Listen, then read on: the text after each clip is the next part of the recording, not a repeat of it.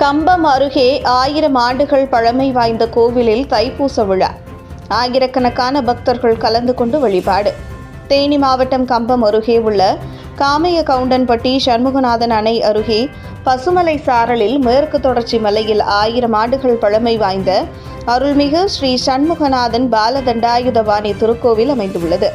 பழமை வாய்ந்த இந்த கோவிலில் முருகப்பெருமானுக்கு உகந்த நாட்களான தைப்பூசம், பங்குனி உத்திரம் போன்ற விசேஷ நாட்களில் சிறப்பு அபிஷேகங்கள் மற்றும் சிறப்பு பூஜைகள் நடத்தப்படும். இந்த நிலையில் நேற்று தைப்பூச தின விழாவை முன்னிட்டு திருக்கோவில் மண்டல பூஜை, யாகாலய பிரவேசம், யாத்ராதானம் உள்ளிட்ட பூஜைகள் மற்றும் மகா அபிஷேகமும் நடைபெற்றது. காலை முதலே மூலவர் பாலதண்டாயுதபாணி ராஜ அலங்காரத்தில் பக்தர்களுக்கு காட்சியளித்தார்.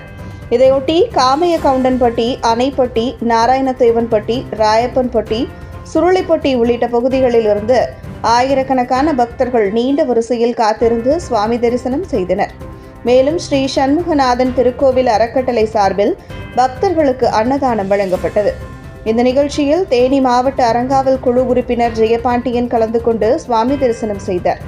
தைப்பூச திருநாளில் சண்முகநாதன் திருக்கோவிலில் பக்தர்கள் வருகை அதிகரிக்கும் என்பதால் கம்பம் காவல் ஆய்வாளர் சரவணன் தலைமையில் ஏராளமான போலீசார் பாதுகாப்பு பணியில் ஈடுபட்டிருந்தனர்.